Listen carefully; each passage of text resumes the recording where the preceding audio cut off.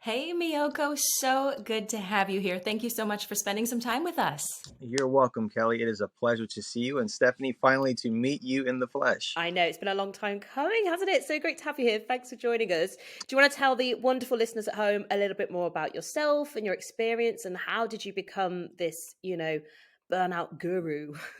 It's Guru. It's interesting. It's interesting how this all kind of came about. Ever since I was a child, I knew I was actually going to help people and impact people in a major way. My late father, he was a pastor, so I've always been in an environment to actually serve and to help others. And very entrepreneurial, the oddball of my family. And it's funny, one of my first jobs, I said, you know what, I actually want to dress nice. I want to help people and I want to make a lot of money. Well, and, it's and I good That's to on my have a went, list too. list. Yeah. and I went into the newspaper and it said life insurance agent, dress nice, help a lot of people, make a lot of money. So I said, hey, so I entered into the financial services industry and did that for a while. But the funny thing about it is when I would actually go inside with my clients, I'd be talking about personal development and Mm. actually helping them with other problems other than their insurance. So a lot of my clients would call me back to sit down, and it's not to talk about insurance, to talk about these other things. So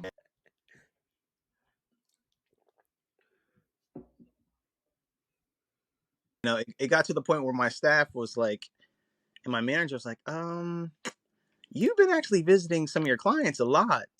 You're not generating any more business. And I was like, well, they would call me. So what I would find out is that's really when my coaching journey started, Mm. but I hadn't realized what I was doing. And I remember I went back to corporate America and got a job. It was something that I absolutely hated. Mm. Like I woke up depressed, filled with anxiety. I was just existing at the time. And I remember I did this particular thing because it was what everybody else said I should be doing. With our societal culture here in America, it's just like, okay, go to college, get a job, Hmm. have a good relationship, get married, have children, retire at 65 or Right. 70, and then you can go Then go travel have and live your life fun, fulfill your at passion. 70. Hmm. Right, at 70, okay? Where the life expectancy is dramatically lower. So I was kind of in that environment. I wasn't happy. And I remember one day looking into the mirror and just busting out in tears because I didn't recognize who I was. And I stressed the importance to people about really, really finding out who you are, what's important to you, and what you really want. Because the other type of life, you're living a shell of yourself and you're actually living your life to please others. So I found this out. And, because I have a strong spiritual background, did a lot of prayer and seeking God and things like that. But what I found myself doing, this is where the turning point Mm. was. I typed in Google, oh good Google, and said how to find yourself. Oh. And I typed that in. Don't ask me why. It was just a good question. So personal development came up. And the first person that came up was Les Brown. So I'm listening to this guy on this stage with all these people, and he's just like, it's not over until I win. And I'm like, what are you Whoa. talking about? So I'm listening to him. I'm like, this is pretty fascinating. So then I find Zig Ziglar, Uh-huh. Jim Rohn, Tony Robbins, Mm-hmm. and all these other people. And I'm like, what is this personal development thing? They're talking about how you can actually use your mindset to change, your environment, your results, habits. And I'm like, I've never heard anything like this in my life.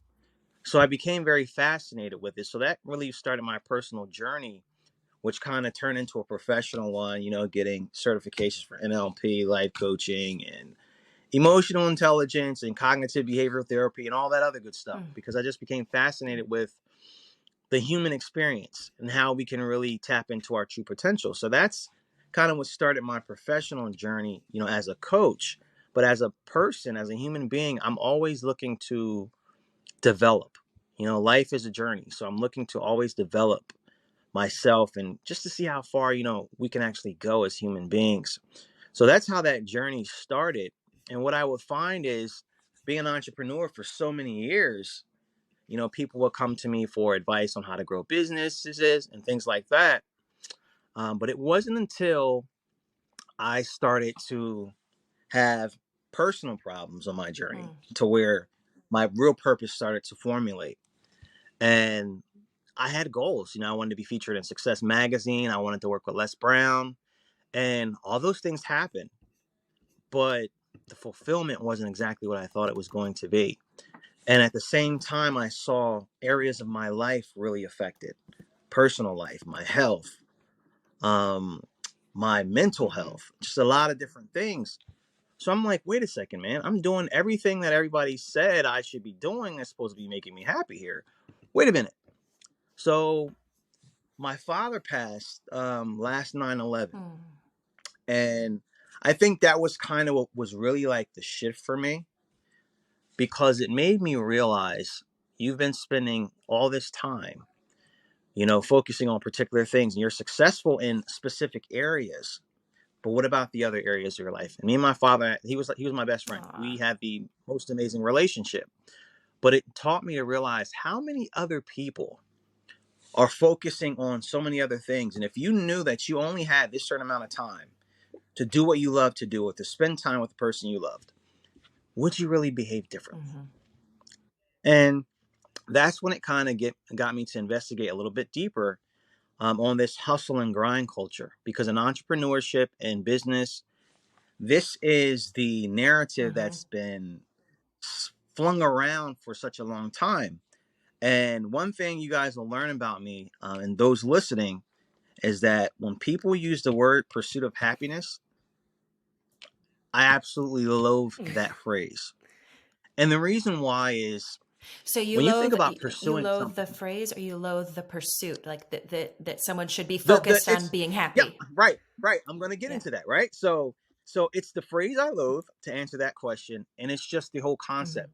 Because when you use the word pursue, it psychologically programs your mind that happiness Oh. is something that you have to Mm-hmm. chase. So I have a saying that I say a lot. Pursuing happiness is like running away from yourself. Because it's when you're pursuing happiness, now you're saying happiness is things that are outside of Right. myself. So now you're chasing cars, you're chasing money, you're chasing A title. awards, accolades, titles, right? Especially in the corporate world. You're chasing all these things, and you realize this is not making me happy. It gives me a temporary high, but ultimately it's not making me happy at all. And the reason why is because it's not in line with your core values. It's not really what you want. And you really haven't sat down and figured out what it is that you want for the long term. And I tell people, success and fulfillment are two different things. They're not the same. I can be very successful. I can be a public success and a private Mm-hmm. failure. There's so many people like that. So many people like that. So if success and fulfillment is not the same, that means there are two different things, but they must coexist on the same plane. And this is where people really get, things mixed up. They go after the external aspects of success, and then other areas of their life are not, put together.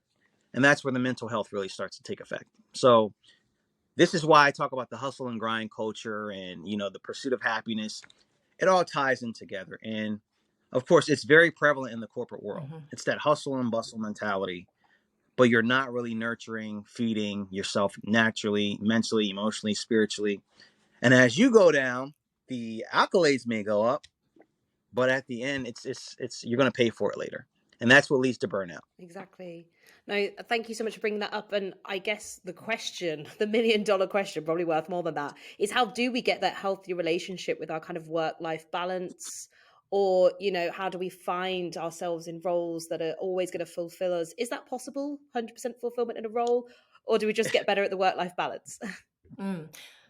100% fulfillment. I That may not be possible from a work perspective, but from an overall life perspective, it is.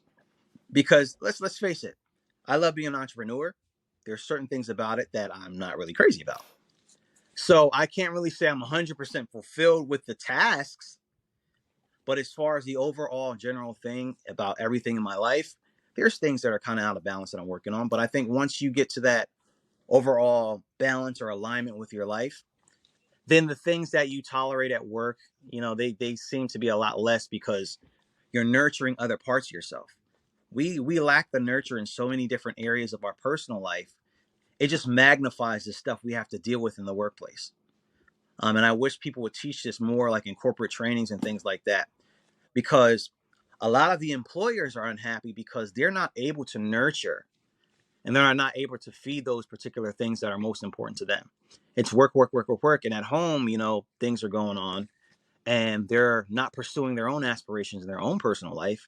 So, of course, their performance is going to be affected and they're just not going to be happy where they're at. Well, I think that's what's so interesting about trying to find a work-life balance is I've had a position where I had to look at myself and go, why am I so exhausted in this role? And yet I have colleagues who are doing just fine. I look at my colleague who we were in the same role, same function, same business unit, and she had a great life. And I was crying every Monday driving into the office because I'm like, this is not right. What am I missing? And it's like this finally realizing, gosh, if you are not in the right role for yourself, you won't have that balance because I'm not lining my skills and my passions up properly. Right. So it really had to do like that digging. Like, so not every role, it's not always the role that's going to burn somebody out. It's really where it aligns with yourself. Burnout, I tell people when you're loving what you're doing, there's other areas of your life that are going very, very well. You notice how much energy you have, how much enthusiasm you have. Mm-hmm. So burnout, we're talking about a lack of energy. So it's not just physical energy, it's emotional energy, it's spiritual Yes. energy, it's mental energy. So when you're not operating, just like you said, in things that you're passionate about, that you feel purpose to do, that's taking away from your energy. I think people think burnout and they think, oh my God, I'm physically working so hard. No, there's so many other components Right. to it. It's more so, in my opinion, mental and emotional than anything. Because once those things are out of alignment, now it just Yep. manifests in the physical and a lot of different problems. It's true. I can work really long and hard at this job and feel differently than when I worked really long hours at another Absolutely. role. And it was like that was depleting, Hmm. I would say. That my now that I'm aligned purpose wise and I have more energy, even if I do have long hours some Yep. nights and stay up to get something done. It's like, but I'm choosing to work on this and I like the end result of what I'm working on and pouring myself into. Absolutely. 100%.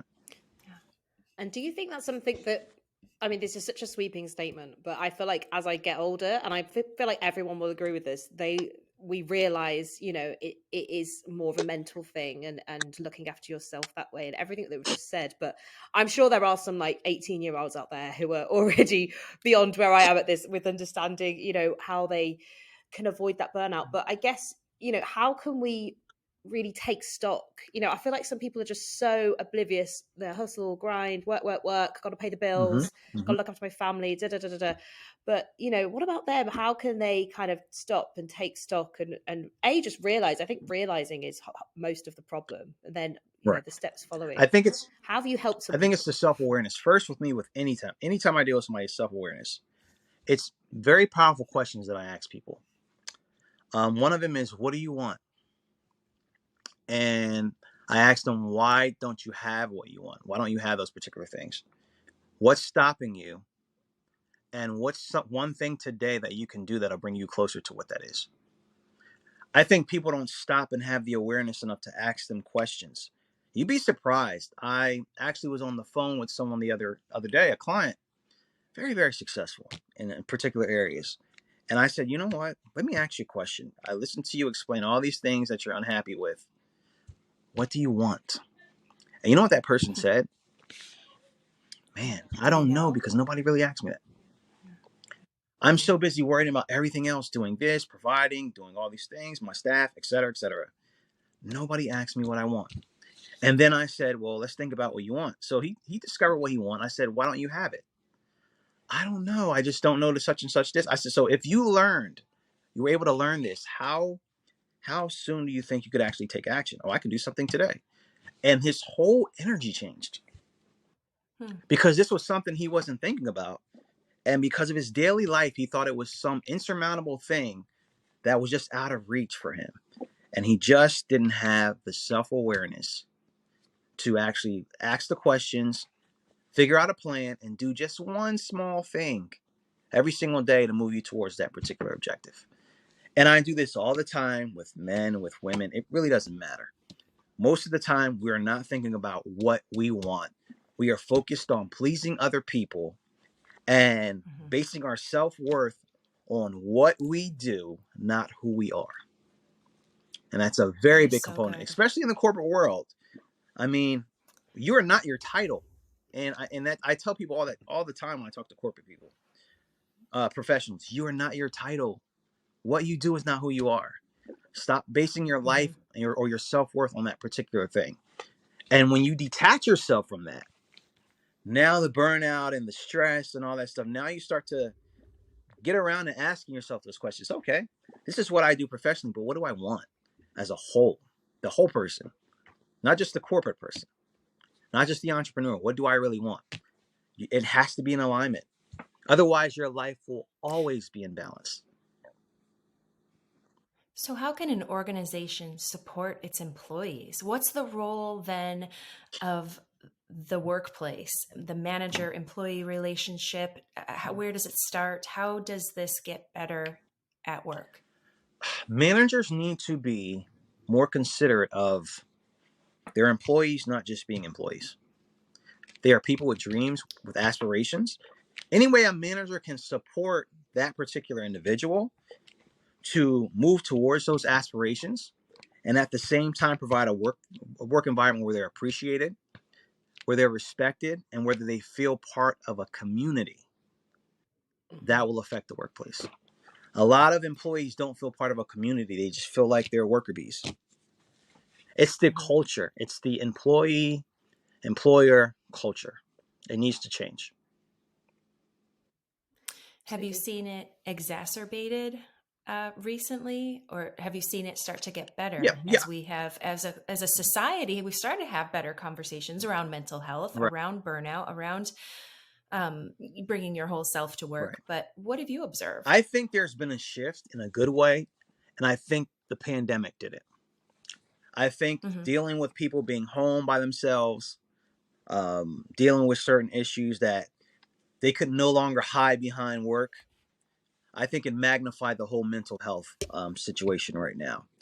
So now companies are forced to say, hey, what can we do? Because this is prevalent now. This is filtered into the workplace. So I think now they're asking the questions. Do I think it's far advanced right now? No. But I think it's getting there because the questions are now, it's an unavoidable situation.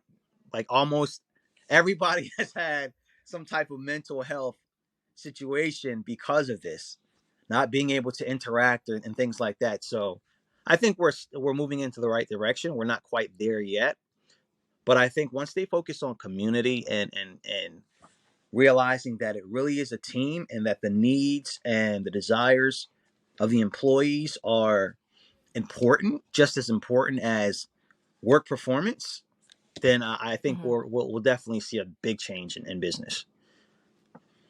Yeah, definitely.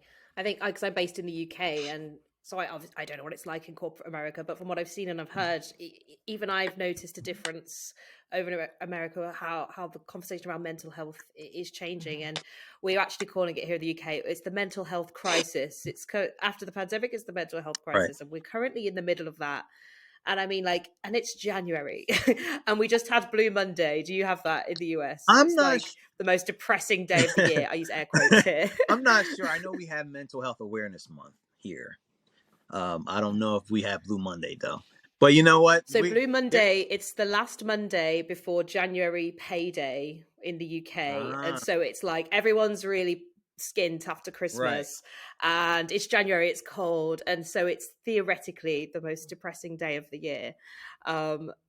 Equally, while we're all trying to be like New Year's Mm-hmm. resolutions, working hard, like becoming better Mm-hmm. people, and it's a lot. Like a lot of people over here are explaining that they're struggling to even just come to work with a smile on their face, let alone get to the gym at 6 a.m. or stick to those resolutions. So I'd love to get your thoughts on this, Miyako, about resolutions and burnout and that kind of waning uh what's the word, like waning motivation, there we go, in January. Well, well, okay. New Year's resolutions to me. New Year's resolutions to me is December's way of making excuses.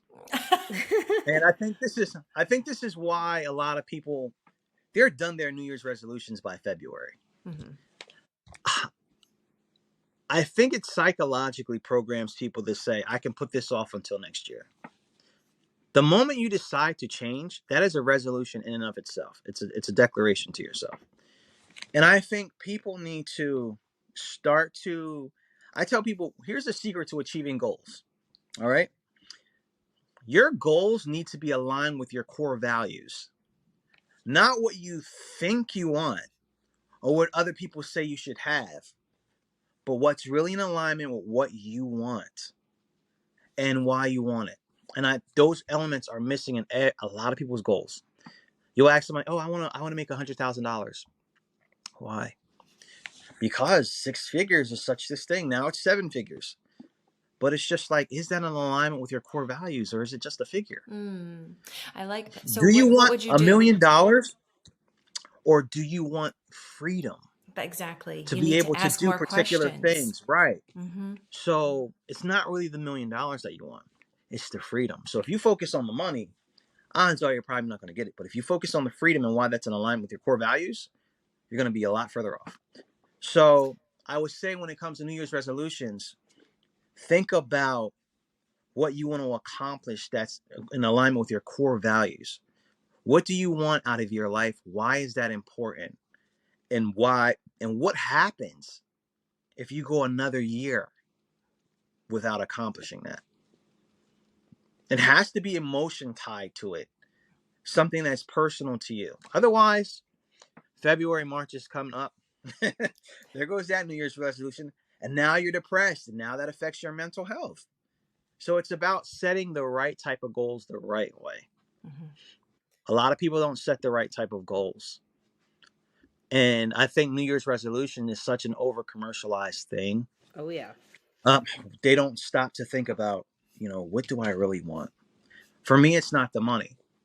For me, it's I have a almost 3-year-old daughter. So now it's like the freedom to be able to be where I need to be, like to be there when she turns around at a recital or something, her dad's sitting in the chair, Yeah. those types of things for me.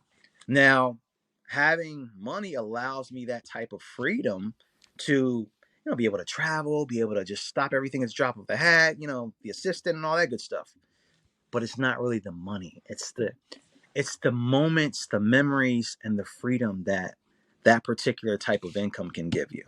That's it. And yet you have to reverse engineer it. And if you think about that way, then odds are, if you're persistent enough, you have a vision, those things are a reality at some point. Do you have any tips for like setting those goals? Like physically, do you write them down? Do you have like a system, a Oh yeah. process? Oh Can yeah. you share the So trade secrets, please? yes. So it's the self-awareness. What do you want? Why do you want it? What needs to happen for you to get it? And how soon can you get it? It's these particular things, because it's just like, oh, this goal looks nice. I would love to lose 50 pounds Mm-hmm. or 20 pounds. Oh, that's nice. It has to be something with more substance than that. What do you want? Because at the end of the day, if you're not happy here and here, everything else is screwed. Mm-hmm. Eventually, because you're just covering this, and eventually it's going to come to the surface. Whether it's in a marriage, whether it's in a friendship, whether it's in your business, whether it's in your health, your mental health, it's going to come to fruition at some point. So if I had to give anybody a tip right now, have a talk with yourself. Sit down with yourself. Get away from everybody. Whether it's 10, 15, 20 minutes, get away from everybody and say, hey, you know what? And sometimes I do this looking in the mirror. Like, what do you want? This is how life is going. Am I satisfied with it? If I'm not satisfied with it, why not? But what do I really want? Don't listen to anybody else's advice. Just by yourself. Ask yourself, what is it that you really want for your own life So in true. every area? It's the listening to other And people's advice, or not even just advice, just what they expect, isn't it? That's such a big part of it. Oh yeah, forget about that. Forget about everybody's Oh, expectations. Because at the end of the day, you cannot please everybody. Right. And at the end of the day, you are the person that's going to have to live with yourself. Miyoko, I I'm learned the hard wondering, way. Pleasing. Go ahead.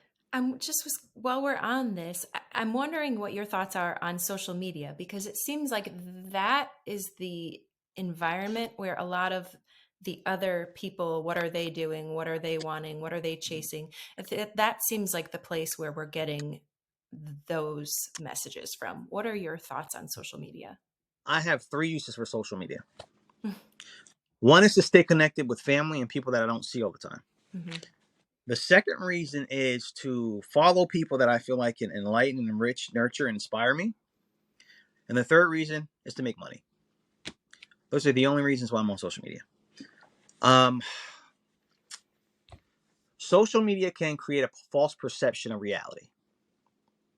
And I try to minimize it as much as possible. I like it for the connection and the money income making opportunities and building the relationships. For all the other stuff, I don't really like it. I think it's one of those things, like they say, drive responsibly, drink responsibly. It's one of those things. It can either be a great asset to you, or it can be your biggest issue. Mm-hmm. And I think it depends on where you're at here and where you're at here. I always go back to those two things. Your head and your heart. Because, yeah, right. Your head and your heart. Because I've seen people on social media get depressed because they're looking at all these people with body enhancements and they don't look that way. So they feel, so they get depressed and down in the dumps. And I've seen people say, hey, man, this guy's got a Mercedes. He's got this house and all this stuff. And my business isn't where I need to be. So I'm going to be. And people don't know that a lot of this stuff is just a facade. mm-hmm. Yeah. The So I've highlights learned reel. to focus. Right. I've learned to focus on delivering content, adding value, connecting with who I need to connect. And then I get off of it.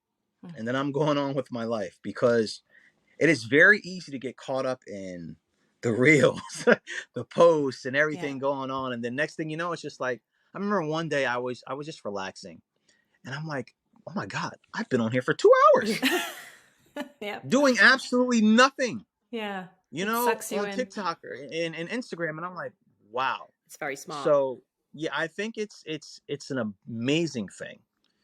But at the same time, it's all about how you use it and how you utilize it. And I think you have to be very responsible with how you do that. Absolutely. Well, we're going to link to your LinkedIn profile, which is great. So everyone should go and connect with Miyoko on there. But don't reel him in with the reels. But Miyoko, we only have about 2 minutes left. I wanted to ask, have you got any kind of final advice, wisdom? I mean, you've shared so much already, but how do you want to end? The way to win, the way to really live a life of purpose, freedom, and fulfillment for anybody is it starts with yourself. Stop looking at other things, other people, external situations, and stop thinking that that's the solution to your current situation or what's going to make you happy. It has to start with you. Sometimes it'll make you cry. Sometimes it's very ugly. However, your key to your success and fulfillment,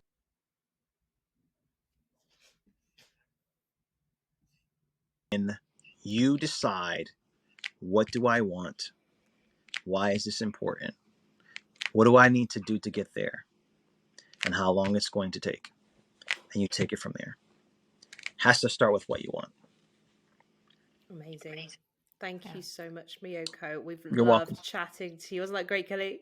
So good. Thank you so much. Those are great questions to be asking. For sure, we will get a lot of use out of that, and our listeners, I'm sure, will appreciate this. Thank you so much. Thank you for having me.